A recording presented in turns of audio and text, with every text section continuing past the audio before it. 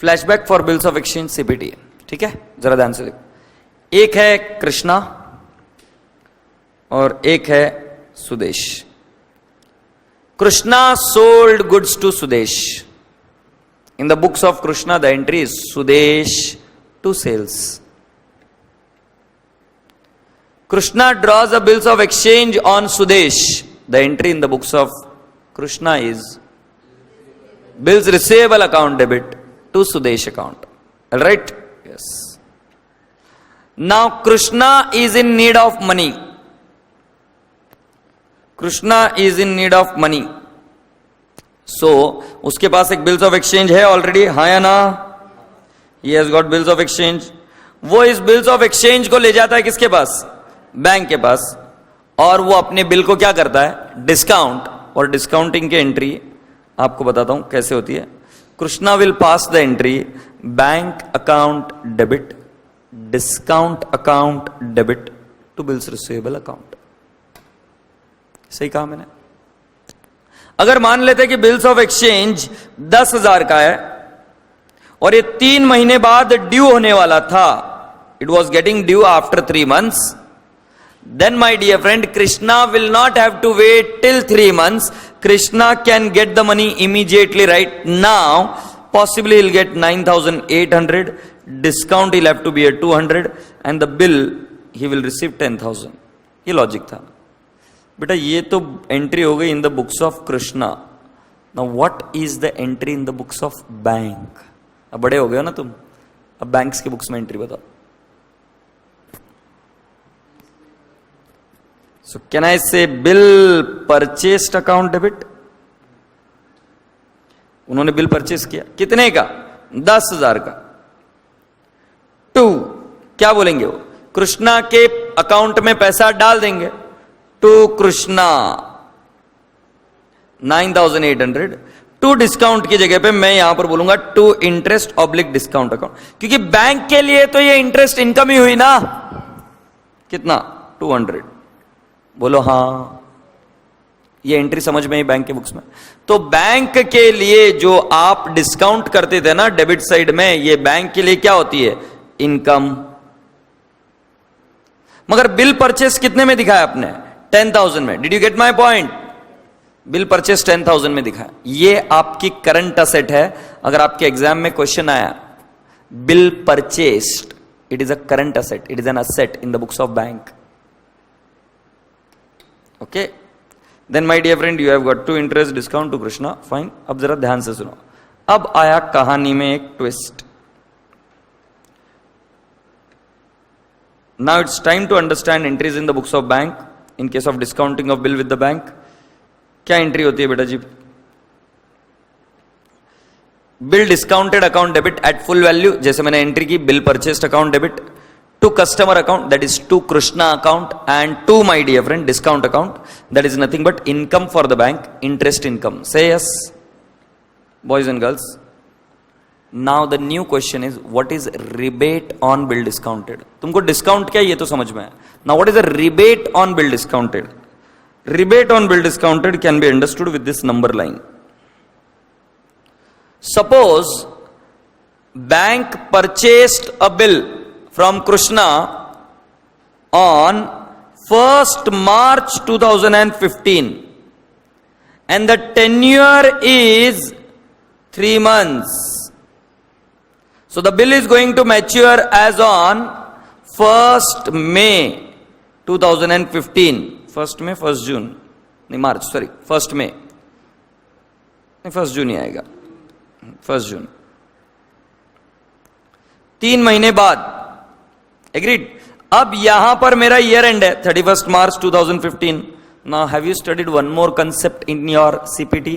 Prepaid and accrued, received in advance, agreed, due but not received. वैसे ही आपको यहां पर इंटरेस्ट मिल गया था। Let's take an example 300। अरे मेरे बच्चे, मगर ये 300 में से 1 महीने का सिर्फ इस पीरियड में आएगा और बचे हुए 2 महीने का कहां पे आएगा? नेक्स्ट पीरियड में। से यस। सो बेटा जी, जब तुमने बिल परचेस किया होगा, अब मैं आपको एंट्री बताता हूं, आपने एंट्री की होगी bills purchased agreed. Let's take an example 10,000. To आपने बोला customer account, let's take an example 9,700. To interest account you said how much 300. अब ये interest is a nominal account, it will directly go and hit the P&L account of banking system, P&L account credit side. मगर problem ये है 300 की income ये इस साल की नहीं है पूरी की पूरी, इसमें से कुछ income it belongs to the next year. Next year for how many months? 2 months. So what will you do in such case? ये देखो, Ram discounts the bill with the bank of an amount of 10,000 for 3 months at 5% on 1st March 2011. Agreed? अब बेटा जी discount कितना है? 125. जरा calculator पर ले लो. 10,000 ये बिल के अमाउंट है, into 3/12 into 5%. What is the discount amount? 125. Now 125 divide by 3, 41.66. Now 41.66 will belong up to 31st March 2011 and the balance amount will go in the next 2 months.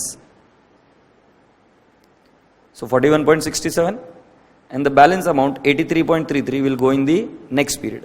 So whatever income you have received in advance, it is income received in advance na for this year, it is called as rebate on bill discounted.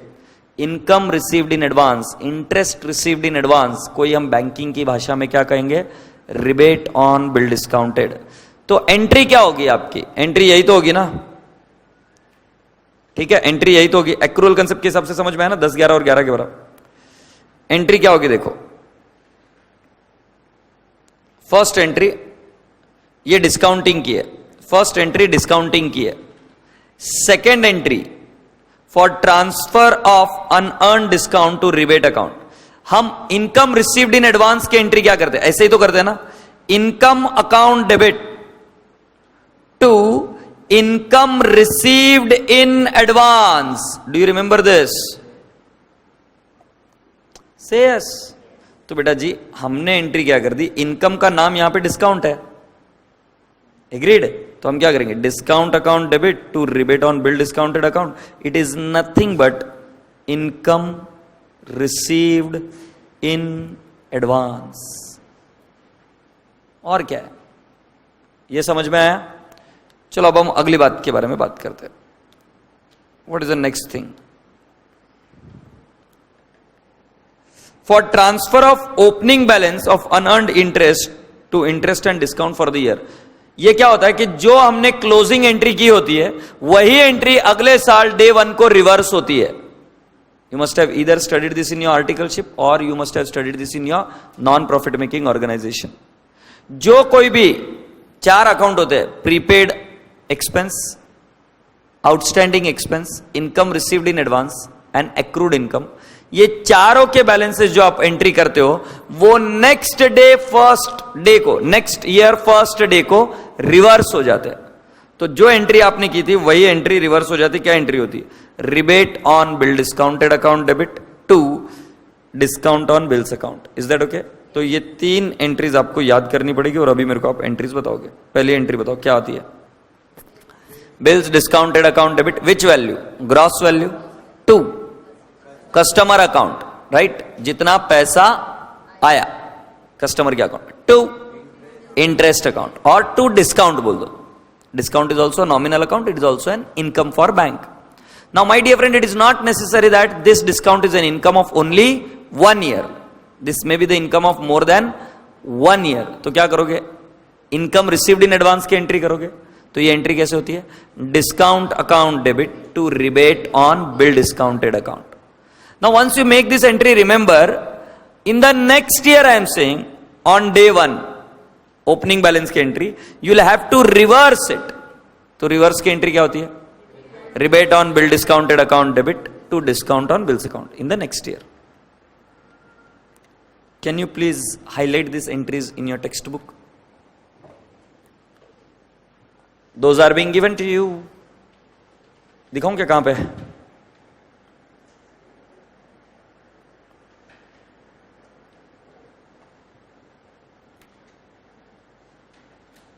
अरे यार बहुत fast भगता है ये CPT का है, ये नहीं भी किया तो चलेगा, ये सीपीटी का है, ठीक है, या फिर ठीक है सीपीटी का नहीं, अब नहीं है, छोड़ दो। अब रिबेट वाला कंसेप्ट इधर देख लो। पहले bill discounted to customer to discount on bills account, agreed. Next entry क्या है? Discount on bill account debit to rebate on bill discounted, say yes. और ये ओपनिंग बैलेंस को क्या करते हो आप? Transfer, rebate on bill discounted account debit to discount on bills account, is that okay? अब आपके पास 3 अकाउंट हो गए, तीनों अकाउंट के हेडिंग लिखे, कौन से 3 अकाउंट हो गए? Bill discounted account, bill discounted account, write down the next heading. Discount on bills account, discount on bills account, discount on bills account, 3 account लिखो, नहीं टेक्स्ट बुक में 3 अकाउंट लिखो। अरे 3 अकाउंट है, उनके डिस्क्लोजर बता रहा हूं कहां पे जाएगा। बिल डिस्काउंटेड अकाउंट आया पहला एक, बिल डिस्काउंटेड अकाउंट,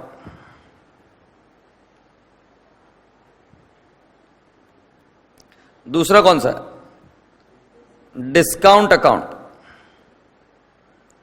और तीसरा कौन सा है? Rebate on bill discounted. ये क्लोजिंग बैलेंस है। Bill discounted is an asset, bill discounted is an asset, it will go here, यहां पर आप देख लो। Discounted bills are asset which are shown under the head advances schedule 9 on the asset side of balance sheet. Just before this table है, just before this table है। Bank ने दिया हुआ ये लोन है, बैंक ने दिया हुआ ये लोन है, तो बेटा जी ये कहां जाएगा? बैंक की असेट साइड में जाएगा। और क्या नाम से लिखोगे आप? शेड्यूल 9 में एडवांसेस में, loans and advances. Do you all agree? चलो तो फर्स्ट वन आपको समझ में है, it will go as an asset side. Discount account is your direct income, discount account is your direct income, it is shown in P&L account under the heading interest, schedule शायद 13 है।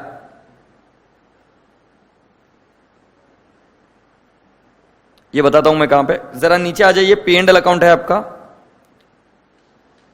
P&L account income schedule 13 ही है, बराबर है। सो ये देखो P&L account है क्या इधर? प्रॉफिट एंड लॉस अकाउंट में ये आपका नेक्स्ट कौन सा है? Interest earned, agreed. अब इंटरेस्ट अर्न्ड का शेड्यूल 13 आगे है, ढूंढो कहां पे schedule 13।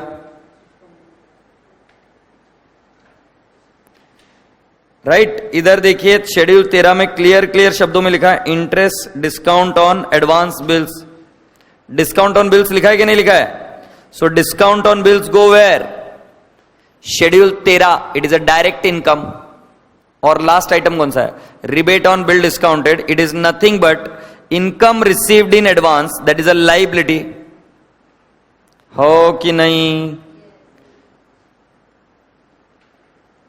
So rebate on bill discounted is nothing but a liability, right?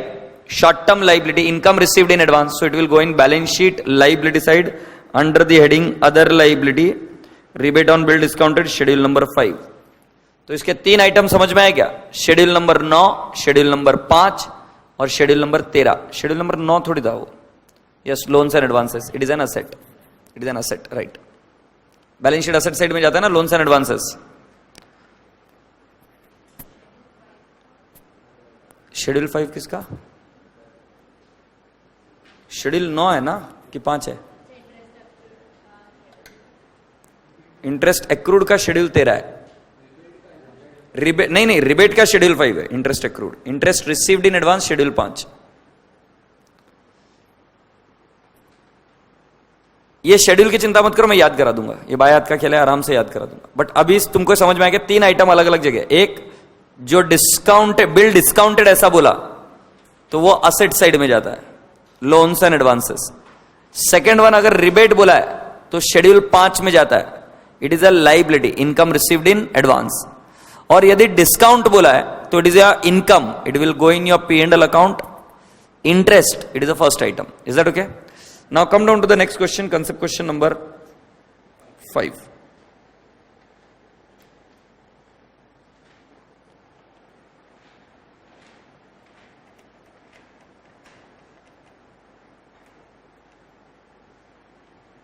यही वाला है क्या? ये वाला नहीं. सुनिए, calculate the rebate on bill discounted as on 31st December 2011 from the following pass relevant journal entry.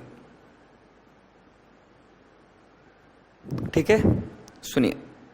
They have given you the date of bill 10/9/2011, 16/10/2011, 22/11/2011, 25/12/2011. Period excluding grace days. Can you please highlight the word excluding grace days? इधर लिखा है ना heading में, excluding grace days. And then they have given you rate of discount also. My dear friend, first I write down this 10/9/2011, 10/9/2011. फिर मैं वापस copy कर लेता हूं 6 महीना. अब बेटा मुझे 10/9/2011 में 6 महीने ऐड करो तो 9 में 6 महीने ऐड करेंगे तो कितना हो जाएगा? इधर 12 आ जाएगा क्या, और इधर 3, तो 10/3/2012. मगर क्योंकि ये पीरियड एक्सक्लूडिंग ग्रेस डेज है, बिल्स ऑफ एक्सचेंज में मुझे क्या करना पड़ता है? Add 3 days of grace. तो मैं ऐड करूंगा 3 दिन ग्रेस के, तो कितना आ जाएगा? ये सॉरी, महीने में नहीं, डेज में 3. तो कितना आ जाएगा? 13/3/12. बोलो हाँ. तो मैंने क्या निकाला भाई? ड्यू डेट निकाला. चलो अगले की ड्यू डेट कितनी है? 16/10. 10 में ऐड किया 4, 11/12/1/2. एग्रीड? तो बेटा मैं बोल सकता हूं क्या? 19/2/2012. एग्रीड? Next 5 months. बेटा 11वें महीने में 5 महीने ऐड कीजिए. 11 के बाद में 12, 1, 2, 3, 4 अप्रैल तक आए. सो 22 अप्रैल 2012 3 दिन ऐड किए तो 25 अप्रैल 25 अप्रैल 2012. क्या आप मेरी बात से सहमत हो? तो ये देखो 25/4/2012. एकदम सिंपल ट्रिक है. क्या करना है? इतना क्यों तुम टेंशन ले रहे थे? 22/11/2011. मंथ में मंथ ऐड करते तो मंथ में 5 महीने ऐड करते. कितना? 22. इधर अभी 11 और 5. ए नालायक को ऐसा तो नहीं बोलोगे ना कि 16 महीने होते हैं? 16 नहीं होते, तो इधर 4 लिखना पड़ेगा. 12 के बाद में वापस 1, 2, 3, 4 कैलकुलेट करने का, और इधर क्या आ जाएगा? 12. समझ आ रही ना बात? हाँ. अब उसके अंदर और 3 दिन ग्रेस ऐड करने, तो कितना हो जाएगा? 25/4. चलो अब इसका बताओ. 25/12 प्लस 3 महीने. 25/12 प्लस 3 महीने. सो 12 के बाद में जैन, फेब, मार्च. एग्रीड? सो कितना आ जाएगा? 28 मार्च 2012. अमाउंट दे रखी है, मैंने कुछ जादू टोना नहीं किया. अमाउंट दे रखी है, अमाउंट लिख दी. बेटा अब मेरी बात ध्यान से सुनो. हमारा ईयर एंड है 31 दिसंबर. ड्यू डेट दे रखी है ये वाली, मतलब ये तो अगले पीरियड में आता है ना. 1 जनवरी से लेकर 13 मार्च तक का इंटरेस्ट हमको पिछले ही साल मिल गया था, 2011 में. I have received in 2011 only, but it does not belong to 2011. It belongs to 2012. तो कितने पीरियड का 2012 में बिलोंग करेगा जो मुझे 2011 में ही मिल चुका है? सो कैन आई नॉट से फ्रॉम 1/1/2012 टू 13th March 2012? 13/3/2012. तो 1/1/2012 से लेकर 13/3/2012 तक का इंटरेस्ट मुझे पिछले ही साल मिल गया था ना एडवांस में. एग्रीड? कितने दिन होते हैं जरा कैलकुलेट करो. जैन के 31 प्लस फरवरी के 29 प्लस मार्च के 13, कितने दिन आती है छोरी? 73 days. Agreed? Okay. What is the rate? 9%. बेटा मैंने अज्यूम किए यहां पर 365 days. आप 366 डेज भी अज्यूम कर सकते हो, आपको नोट लिख के आनी है। मैंने अज्यूम किया है 365 days for the purpose of calculation, आप 366 डेज भी अज्यूम कर सकते हो। सो बेटा कैलकुलेटर पर लो amount, 4 lakh into 9% into 73 divide bye 365।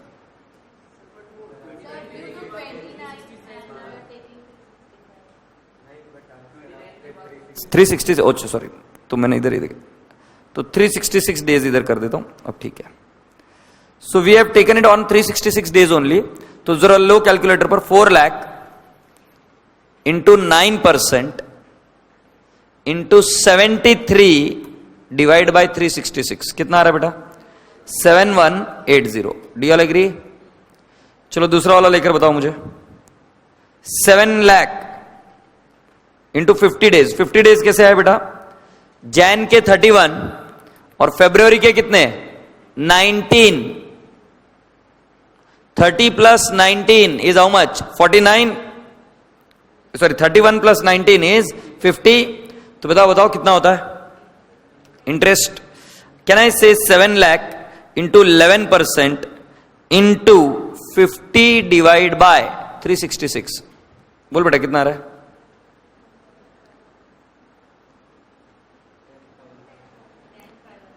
10,519। Moving on. Jain के 31, फेब के 29, मार्च के 31 और अप्रैल के 25 दिन, कितने दिन होते हैं? 116। बेटा व्हाट इज द अमाउंट? 12,116 ना, और 8% से निकालेंगे तो कितना आएगा? 12,678। और लास्ट वाले के दिन कितने आएंगे? जैन के 31, फेब के 29 और मार्च के 28, कितने दिन हो गए? 88। तो बेटा कैलकुलेटर पर लेकर बताओ, 8 lakh into how many percentage? 7% into 88 divide by 366। Can I have the answer? 13,464। And what is the total amount? 43,841। मुझे इतना ही नहीं चाहिए, मुझे एंट्री चाहिए इसकी। एंट्री करो, एंट्री सिर्फ रिबेट की कर दो, क्योंकि डिस्काउंट की एंट्री आपको नहीं करनी, रिबेट की एंट्री कर दो। चलो रिबेट की एंट्री करो, क्या एंट्री आएगी? बिल्कुल सही, discount account debit to rebate on bill discounted account. कितने की एंट्री आएगी ये? 43,841। ठीक है,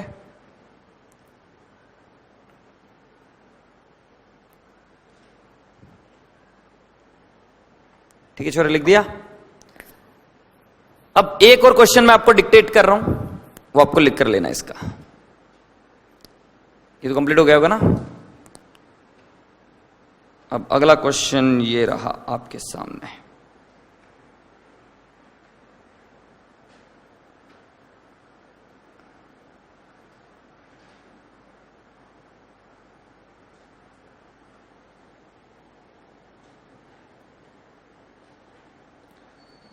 You are requested to do question number 4. You can write down question number 4.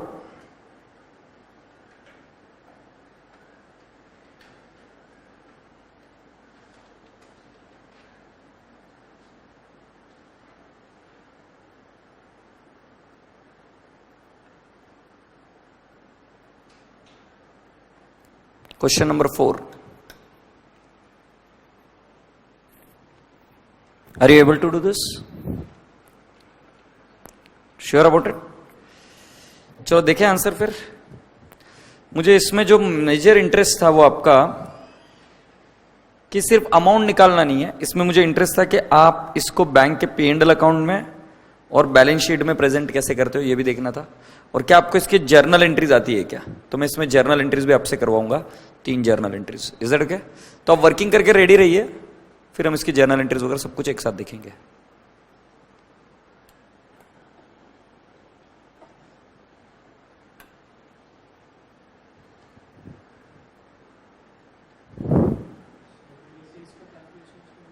क्या क्या? इसमें डायरेक्टली ड्यू डेट दी है, ग्रेस डेज क्यों लोगे? पीरियड कहाँ दिया है? ड्यू डेट दी है ना इसमें तो।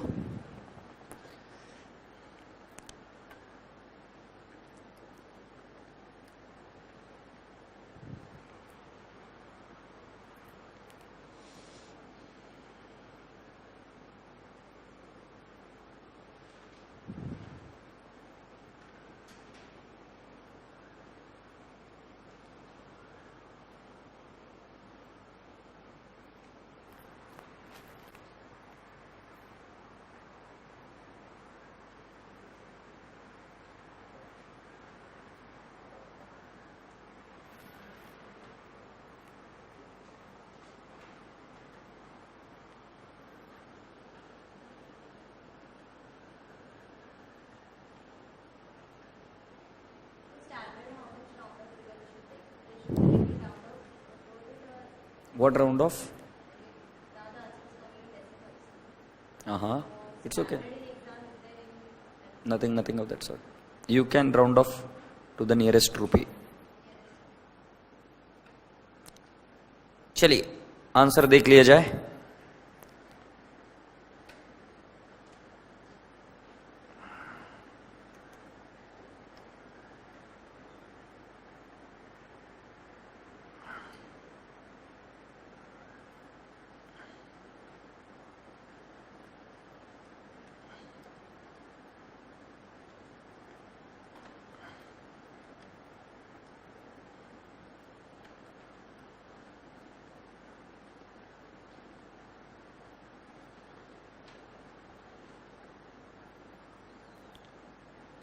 March 2012 they have given you the date 1,40,000।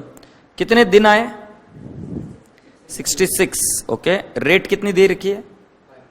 5%। Discount बताओ। हाँ जी,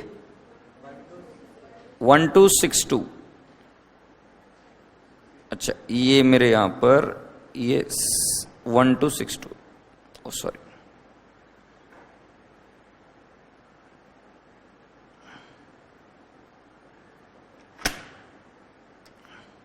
one two six two. Okay,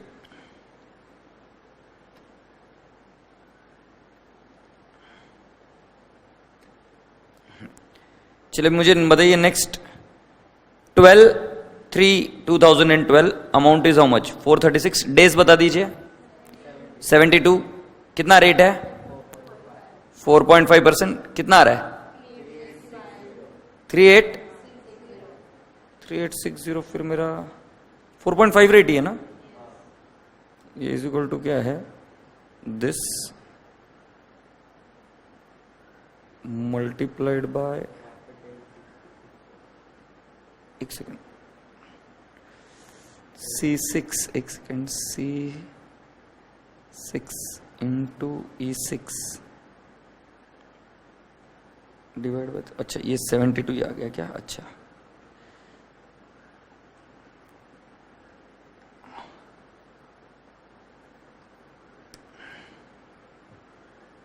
चलो बताओ अमाउंट कितनी? 3860। Do all agree? चलो अगले दिन बताओ। 86 आया क्या? रेट कितनी है? 6%। और इसका आंसर मैं आपको बता दूं, it should be equal to, यहां पर ये -86। So the answer should be 3976। फिर कितने दिन हुए? 97। और बेटा ये आंसर होना चाहिए आपका 97। अगर मैं लेता हूं तो योर आंसर इज 4304। एग्रीड? चलो मुझे बताओ what is the total discount? 13,439। अरे ये क्या लफड़ा हो गया? अल्ट 13402 है क्या? Okay, lovely.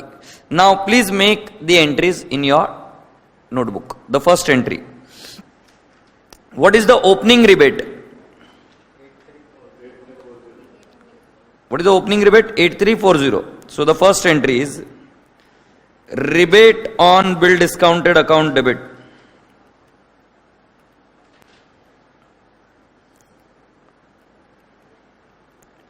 To discount on bills account. बराबर है? This is reversal of opening balance. Can I have the figure please?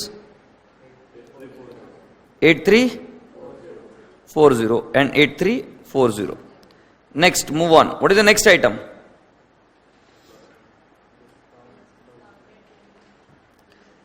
Bill discounted during the current year, उसकी एंट्री हमें नहीं करनी है क्योंकि उसके बैलेंसेस ऑलरेडी दे रखे हैं, उसकी एंट्री हो चुकी है, उसकी एंट्री हो चुकी है, बैलेंसेस दे रखे हैं, तो that entry must have been done by the bank. Yes और no? I am expected to do the closing rebate का एंट्री. क्लोजिंग रिबेट का एंट्री कैसे होगा? Discount on bills account debit to rebate on bill discounted. Can I have the amount please? 13402 and 13402. Then I am expected to do the entry number 3. Entry number 3 I am supposed to transfer it to P&L account. What is the entry? I'll make the entry. क्या? जरा एक बार calculation करो तो. What is the discount given to you in the question? The discount given to you in the question कितना है? 85,912 plus opening 8340 minus closing 13,402. Do you all agree? What is the amount? 80,000. 80,850. So the entry would be, my dear friend, discount on bills account debit 80,850 to, what I must say, P&L account. ये किसकी entry हुई? Transfer की entry हुई.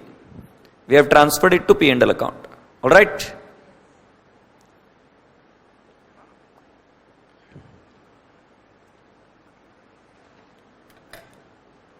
Can we move on?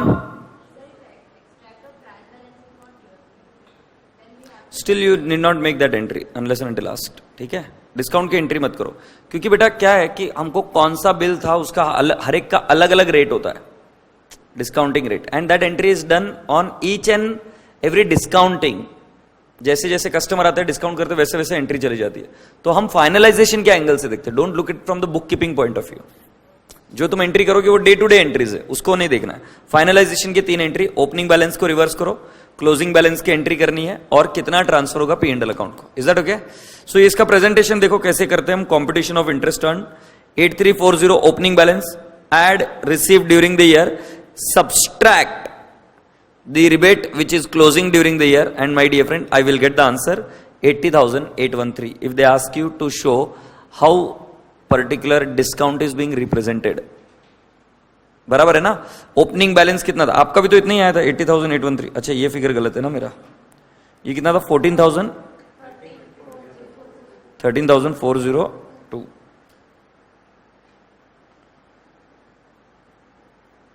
ये negative लेना है ना. अब बराबर है 80,850 आया था क्या अपना? तो इसका प्रेजेंटेशन ऐसा होता है. Opening rebate at discount receive during the year less, my dear friend, rebate on bill discounted as at the closing of the year.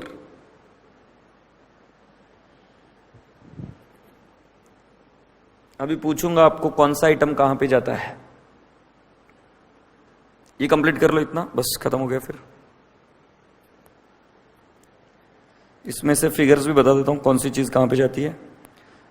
ये P&L अकाउंट में जाता है शेड्यूल नंबर 13, और ये जो क्लोजिंग बैलेंस है ये जाएगा शेड्यूल नंबर 5,